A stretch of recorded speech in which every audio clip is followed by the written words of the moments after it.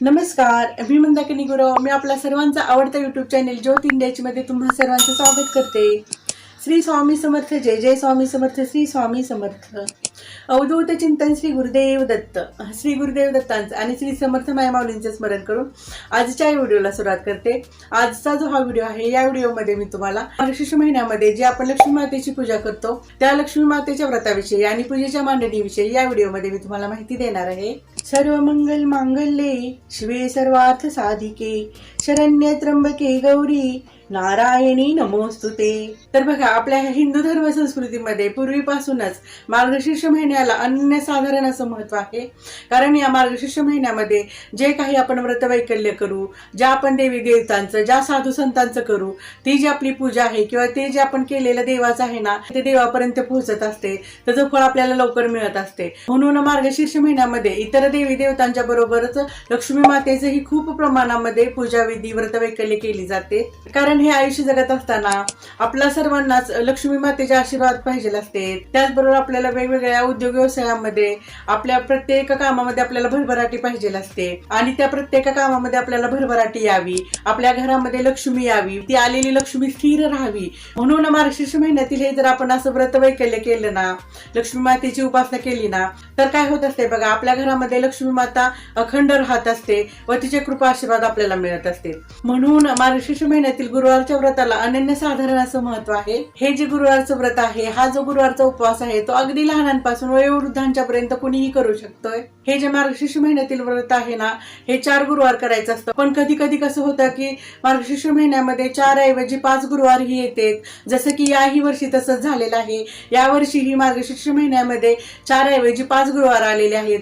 तर कित्येकांच्या मनामध्ये हा संभ्रम आहे की आम्ही आता 4 गुरुवार करायचे की 5 गुरुवार करायचे. तर बघा, ज्यावेळी असं कधी होतं ना, बाबा 4 ऐवजी 5 गुरुवार येतात ना, तर त्या 5ही गुरुवारी आपल्याला लक्ष्मी मातेचं व्रत करायचं असतं, लक्ष्मी मातेची उपासना करायची असते, लक्ष्मी मातेची पूजाविधी मांडायची असते व वाचन करायचं असते. हे व्रत करणाऱ्यांनी हे व्रत जे आहे ना, शक्यतो फलाहार आणि दूध घेऊन करायचं असते. पण अलीकडे काय होतंय बघा, बऱ्याच महिला नोकरी व्यवसायासाठी घराच्या बाहेर जात असतात आणि घरामध्ये जरी गृहिणी असल्या तरी त्या घर कामाबरोबरच इतर काहीतरी उद्योग व्यवसाय घरामध्येच करत असतात. किंवा काही जण खूप कष्टाची कामं करतात किंवा काहींना आजार पण असते. मग त्या सगळ्यांना कसं होतंय, असं फळ दूध खाऊन म्हणजे कसं निरंकार उपवास करणं शक्य होत नाही ना. म्हणून काय करायचं आहे, त्यांनी खिचडी खाऊन काहीतरी फराळाचं खाऊन जरी उपवास हा केला ना तरी पण चालतोय. बघा, हे व्रत करणाऱ्याच्या घरी सुख शांती लाभते, त्यांच्या प्रत्येक दुःखाचा नाश होतो, त्यांच्या घरामध्ये कधीही आजार पण येत नाही व त्यांच्या घरामध्ये जी लक्ष्मी येते ना, ती लक्ष्मी कायमस्वरूपी टिकून राहते. म्हणून प्रत्येक महिलेनं आपल्या घराच्या भरभराटीसाठी हे लक्ष्मी व्रत केलं पाहिजे. या वर्षीचा पहिला गुरुवार 14 डिसेंबरला आहे. या वर्षीचा दुसरा गुरुवार 21 डिसेंबरला आहे. या वर्षीचा तिसरा गुरुवार 28 डिसेंबरला आहे आणि चौथा गुरुवार जो आहे तो 4 जानेवारीला आहे आणि 5वा म्हणजे शेवटचा जो गुरुवार आहे तो 11 जानेवारीला आहे. शेवटच्या गुरुवारी जे आपण उद्यापन करणार आहे ना, ते सगळे आपली पूजा विधी आणि नैवेद्य आहे ना, तो आपण 5:30च्या अगोदर दाखवून घ्यायचा आहे. आता थोडंसं पूजेच्या मांडणीविषयी जाणून घेऊया. ही जी पूजा आहे ना, ही तुम्ही देवाच्या समोर पण मांडू शकताय किंवा एका साईडला पण मांडू शकताय. कारण कसं होतं, ही जी पूजा आहे ना, ही आपल्याला रात्रभर तशीच ठेवायची असती आणि दुसऱ्या दिवशी सकाळी त्या पूजेचं उद्यापन करायचं असतं. आता थोडंसं पूजेच्या मांडणीविषयी सांगते.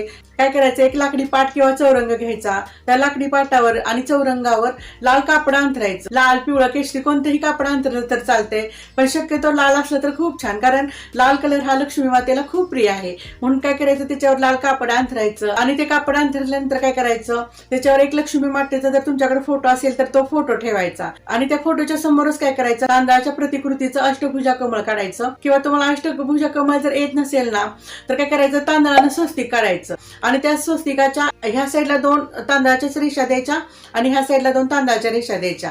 काय करायचं, नुसतं स्वस्तिक कधीही काढायचं नाही आणि ते स्वस्तिक काढल्यानंतर काय करायचं, तांदळानंच त्याच्यामध्ये टिंबाही द्यायला कधीही विसरायचं नाही. मग काय करायचं, ते स्वस्तिक काढल्यानंतर काय करायचं, आपल्याकडे जो तांब्या किंवा तांब्याची कळशी आहे ना, ती कळशी घ्यायची आणि त्याच्यावर काय करायचं, स्वस्तिक काढायचं. कारण बघा, ज्या ठिकाणी असं आपण हळदी कुंकवाचा वापर करतो ना, तिथं लक्ष्मीचा अखंड वास असतोय आणि हा जो आपण कलश स्थापन करत असतोय ना, तो लक्ष्मी आगमनाचा कलश असतोय, शुभ कलश असतोय. म्हणून ह्या कलशाचं पूजन करायचं असते. मग ते हळदी कुंकवाची बोटं ओढल्यानंतर काय करायचं, त्याच्यामध्ये पाणी भरायचं. तो तांब्या आणि कळशी भरून झाल्यानंतर काय करायचं, त्या कळशीमध्ये मोती, पोळा, सुपारी, हळदी, कुंकू, अक्षदा पैशाचं नाणं हे टाकायला कधीही विसरायचं नाही. त्याच्यावरती 5 झाडाचे 5 डहाळे ठेवायचे. मग ते 5 झाडाचे तुम्ही कोणत्याही झाडाचे डहाळे ठेवले तरी चालते.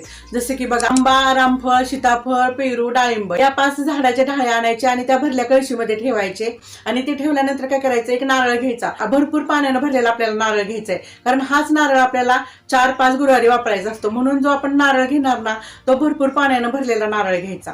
मग काय करायचा, तो जो नारळ घेतलाय ना, तो नारळ आपण जो कलश आपण तयार केलेला आहे ना डहाळे ठेवून, त्या कलशावरती ठेवायचा. आणि नारळाची केसरं कधीही काढायची नाहीत. ज्यावेळेस आपण पूजा करतो आणि ज्यावेळेस अशी आपण कलशाची स्थापना करतो, त्यावेळी नारळावरची केसरं कधीही काढायची नसते. तो नारळ ठेवल्यानंतर काय करायचं, त्या नारळाला कुंकवाचा मुळवट भरायचा, हळदी कुंकू लावायचं. आणि हे लावून झाल्यानंतर काय करायचं, नंतर त्या कलशाला छान असा हार घालायचा, वेणी घालायची. म्हणजे जसं आपण लक्ष्मीला सजवतो ना, तसं त्या कलशाला सजवायचं. मग ते करून झाल्यानंतर काय करायचं, त्या नारळाला नथ घालायची. नंतर काय करायचं, मंगळसूत्र घालायचं. आणि षोडशोपचारे आपण लक्ष्मी मातेला जसं सजवतो ना, तसं त्या कलशाला सजवायचं. मग हे सजवून झाल्यानंतर काय करायचं, त्या कलशाच्या उजव्या साईडलाच काय करायचं, आपण गणपती बाप्पांची प्रतिमा स्थापन करायची. त्या कलशाच्या उजव्या साईडलाच काय करायचं, खाऊची 2 पानं ठेवायची, त्याच्यावर थोडेसे तांदूळ ठेवायचे. आणि आपल्याकडे जर गणपती बाप्पांची मूर्ती असेल तर ती मूर्ती त्याच्यावर ठेवायची. आणि जर काहींच्याकडे गणपती बाप्पांची मूर्ती नसेल ना, तर त्यांनी काय करायचं, सुपारी ठेवायची त्याच्यावरती. गणपती बाप्पांची प्रतिमा म्हणून त्याच्यावर सुपारी ठेवायची आणि त्या सुपारीचं गणपती बाप्पा म्हणून पूजन करायचं. मग गणपती बाप्पांची प्रतिष्ठापना केल्यानंतर काय करायचं, कलशाच्याच पुढच्या साईडला आपल्या जवळ जी लक्ष्मी मातेची प्रतिमा आहे ना, ती प्रतिमा ठेवायची. म्हणजे तुमच्याकडे जर मूर्ती असेल तर मूर्ती ठेवू शकताय. मग कोणतीही असू द्या तुम्ही, अन्नपूर्णा मातेची असू द्या किंवा लक्ष्मी मातेची असू द्या कमळामध्ये बसलेली, किंवा कोणतीही असू द्या, जी काही आपल्याकडे लक्ष्मी मातेची प्रतिमा आहे ना, ती प्रतिमा पुढे ठेवायची. लक्ष्मी मातेची प्रतिमा ठेवून झाल्यानंतर काय करायचं, आपल्याकडे जी फळं आहेत ना, ती फळं ही त्या चौरंगावरती ठेवायची. मग ते ठेवून झाल्यानंतर काय करायचं, एका वाटीमध्ये देशी गाईचं दूध आणि साखर ठेवायचं. कारण या मार्गशीर्ष महिन्यातील लक्ष्मी व्रताला दूध आणि साखरेचं नैवेद्य खूप महत्वाचं आहे. म्हणून दूध आणि साखरेचा नैवेद्य ठेवायला कधीही विसरायचं नाही. मग ते ठेवून झाल्यानंतर काय करायचं, जवळ एक समई लावायची. त्याचबरोबर निरंजनाचं ताट करून घ्यायचं. कारण कसं होणार आहे, आपण ज्यावेळेस पूजा वाचणार ना, त्यावेळेस आपल्याला आरती करण्यासाठी निरंजनाचं ताट पाहिजे ना, म्हणून जवळ समई लावायची. त्याचबरोबर निरंजनाचं ताट करून ठेवायचं. आणि हे सगळं करून झाल्यानंतर जी आपण सर्व पूजा मांडलेली आहे ना, त्या पूजेला हळदी कुंकू अक्षदा व्हायच्या. त्याचबरोबर आपल्या देवाऱ्यामध्ये जे देव असतात बाबा, जसे आपले स्वामी समर्थ आहेत, किंवा काही काहींच्या देवाऱ्यामध्ये गजानन महाराज असतात, साईबाबा असतात, गोंदवलकर महाराज असतात, त्याचबरोबर इतर देवी देवता असतात, त्यांचं आवाहन करायचं. आपल्या कुलदेवतेचं आवाहन करायचं. त्या देवाऱ्यातील सगळ्या देवांची पूजा करायची. आणि हे सगळं असं करून झाल्यानंतर काय करायचं, लक्ष्मी मातेच्या व्रताची जी कहाणीचं पुस्तक आहे ना, त्या पुस्तकामधील कहाणी वाचायची. बघा, ही जी पुस्तकं आहेत ना गुरुवारच्या लक्ष्मी व्रताची, ही सगळीकडे उपलब्ध आहेत. तुम्ही कोणत्याही पुस्तकाच्या दुकानामध्ये किंवा देवी देवतांचे जिथं फोटो मिळतात ना, तिथं जाऊन जरी तुम्ही हे लक्ष्मी व्रताचं पुस्तक मागितलं ना, की बाबा मार्गशीर्ष महिन्यातील गुरुवार आम्हाला करायचे आणि त्या कहाणीचं पुस्तक द्या आम्हाला, तर तुम्हाला कुठेही ते पुस्तक उपलब्ध होऊन जाईल. मग असं हे पुस्तक आणायचं आणि ह्याच्यातील काय करायचं, कहाणी वाचायची. हे जे पुस्तक आहे ना, ह्या पुस्तकामध्ये सगळी पूजाविधी कशी करायची ना, त्याची माहिती दिलेली असते. त्याचबरोबर बघा, इथं श्रीयंत्र असतंय ना, आणि लक्ष्मी मातेचा फोटो, त्या फोटोला सर्वप्रथम हळदी कुंकू व्हायचं, अक्षदा व्हायच्या, मनोभावे नमस्कार करायचा. आणि वाचनापूर्वी काय करायचं, ते जे पुस्तक आपण घेतले ना, त्या पुस्तकाला ही हळदी कुंकू अक्षदा फूल व्हायचं. आणि ते तसं करून झाल्यानंतर काय करायचं, लक्ष्मी मातेला मनातल्या मनामध्ये काय करायचं, नमस्कार करायचा. आणि लक्ष्मी मातेला सांगायचं, हे लक्ष्मी माते, हे जे व्रत आहे ना, हे मी पूर्ण तुझं श्रद्धेनं आणि निष्ठेनं करते. त्यामुळे काय कर, हे जे मी उपवास किंवा व्रत करते ना, हे माझं मानून घे आणि त्याचं मला फळ दे. म्हणून काय करायचं, प्रार्थना करायची. आणि प्रार्थना केल्यानंतर काय करायचं, दुधाचा आणि जो साखरेचा आपण नैवेद्य घेतलाय ना, तो नैवेद्य दाखवायचा. पूजा वाचायच्या अगोदरच तो दूध साखरेचा नैवेद्य दाखवायचा. त्याच पुस्तकाच्या पाठीमागे लक्ष्मी मातेची आरती आहे, ती आरती करायची. सर्वप्रथम गणपती बाप्पांची आरती करायची आणि नंतर लक्ष्मी मातेची आरती करायची. आणखी मी तर तुम्हाला सांगेन, ज्यावेळी कधी आपण हे असं वाचन करत असतो बाबा घरामध्ये, त्यावेळी काय करायचं, घरातील सगळ्या सदस्यांना वाचनाच्या वेळी काय करायचं, आपल्या जवळ बसवून घ्यायचं आणि मोठमोठ्यांदा वाचन करायचं. कारण आपण असं केल्यामुळे काय होतं, आपण जे वाचत असतोय ना, त्याच्या ज्या पॉझिटिव्ह सकारात्मक लहरी असतात ना, त्या पूर्ण आपल्या घरामध्ये पसरत असतात. आणि त्याचा जो पॉझिटिव्ह प्रभाव आहे ना, तो लवकरात लवकर आपल्याला आपल्या घरावरती पाहायला मिळतो. मग आपल्या महिलांनी जरी ते व्रत केलं, आपण जरी वाचलं ना, आणि त्या सगळ्यांनी ऐकलं ना, तरी त्यांच्यामध्ये पण तो बदल बदल होत असतोय ना. घरातील सगळ्यांनी हळदी कुंकू अक्षदा जे काही आहे ना ते त्या पूजेला व्हायचं. सगळ्यांनी काय करायचं, जी पूजेची मांडणी केलेली आहे ना त्या पूजेच्या मांडणीला त्या पूजेला नमस्कार करायचा. आणि तो सर्वांनी नमस्कार करून झाल्यानंतर काय करायचं, पुस्तकाच्याच पाठीमागच्या साईडला लक्ष्मी अष्टक म्हणून दिलेलं असते ना ते लक्ष्मी अष्टक म्हणायचं. मग असं वाचन झाल्यानंतर काय करायचं, त्या दिवशी जो काही आपण घरामध्ये स्वयंपाक केलाय ना तो स्वयंपाक एका ताटामध्ये व्यवस्थित नैवेद्य भरायचा त्याचा. आणि तो नैवेद्य आहे ना तो सगळ्या देवी देवतांना माता लक्ष्मीला दाखवायचा. आणि काय करायचं, आपण जो जो स्वयंपाक केलेला असतो ना त्या स्वयंपाकामध्ये काहीतरी एक गोड पदार्थ करायचा. जसं की तुम्ही शेवयाची खीर करू शकताय, गऱ्याची खीर करू शकताय किंवा गोड शिरा करू शकताय. म्हणजे काय करायचं, काहीतरी एक गोड पदार्थ करायचा आणि असा नैवेद्य दाखवायचा. ही जी लक्ष्मी मातेची जी पूजा मांडणी आपण केलेली आहे ना ही रात्रभर तशीच ठेवून द्यायची. उठल्यानंतर काय करायचं, आंघोळ करायची. आंघोळ केल्यानंतर काय करायचं, तो जो कलश आहे ना तो कलश उचलून घ्यायचा आणि त्याच्यातील जे 5 राळे आहेत ना ते 5 ठिकाणी टाकायचे, 4-5 ठिकाणी टाकायचे. जर आपल्याला तसं शक्य नसेल ना तर कोणत्याही मोठ्या झाडाच्या खाली आपण ते ढाळे ठेवायचे आणि त्याच्या जे कळशीतलं किंवा तांब्यातलं पाणी आहे ना ते त्या झाडाला घालायचं. आणि त्याच्यामध्ये जे आपण मोती, पोवळा, सुपारी, पैशाचं नाणं टाकलंय ना ते काढून घ्यायचं.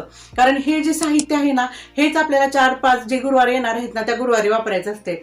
आणि हा जो आपण कलशावर नारळ ठेवलेला आहे, जे तांदूळ वापरलेले आहेत किंवा जे विड्याचं सामान वापरलेलं आहे ना हे सगळं काढून घ्यायचं. आणि हेच सामान आपल्याला 4-5 गुरुवारी वापरायचं असतं म्हणून ते सामान व्यवस्थित एका ठिकाणी ठेवायचं. आणि ही पूजा वाचणाऱ्यांनी निळं आणि काळं वस्त्र कधीही घालायचं नाही. आणि प्रत्येक गुरुवारी असं व्रत केल्यानंतर पूजेची मांडणी केल्यानंतर शेवटच्या गुरुवारी काय करायचं, शेवटच्या गुरुवारी आपल्याला व्रताचं उद्यापन करायचं असतं. म्हणजे काय करायचं असतं, जी पूजा मांडणी आहे ते सगळं व्यवस्थित आहे तसंच करायचं. पण जो शेवटचा गुरुवार येणार ना त्या गुरुवारी, भरले तो 4था असू द्या किंवा 5वा गुरुवार असू द्या, त्या गुरुवारी काय करायचं असतं, आपण पुरणपोळीचा नैवेद्य करायचा.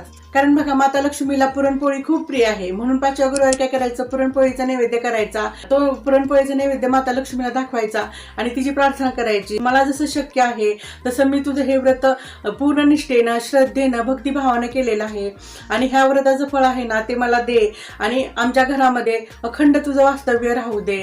आणि जी काही आमच्या घरामधली दुष्कर्म आहेत, वाईट विचार आहेत किंवा वाईट वृत्ती आहेत त्या सगळ्या बाहेर जाऊ दे. म्हणून काय करायचं, लक्ष्मी मातेची प्रार्थना करायची. आणि मग पूर्ण निष्ठेनं, श्रद्धेनं, भक्तीनं 4ही किंवा जे 5 गुरुवार पडतील त्या 5ही गुरुवारी आपण काय करायचं, लक्ष्मी व्रताचा असा वसा घ्यायचा आणि काय करायचं, पूजा अर्चा करायची. मग तुम्हीही या मार्गशीर्ष महिन्यामध्ये लक्ष्मी मातेचं असं व्रत करा, लक्ष्मी मातेची पूजा करा आणि लक्ष्मी मातेचे कृपा आशीर्वाद घ्या. आणि माझा जो हा व्हिडिओ आहे या व्हिडिओला लाईक आणि शेअर करा, त्याचबरोबर चॅनलला सबस्क्राईब करा आणि खालचं जे बेल आयकॉनचं बटन आहे ते बेल आयकॉनचं बटन दाबा, जेणेकरून माझा येणारा पुढचा व्हिडिओ तुम्हाला पाहायला मिळेल. मग भेटूया येणाऱ्या व्हिडिओमध्ये. श्री स्वामी समर्थ. जय जय स्वामी समर्थ. श्री स्वामी समर्थ. अवधूत चिंतन. श्री गुरुदेव दत्त.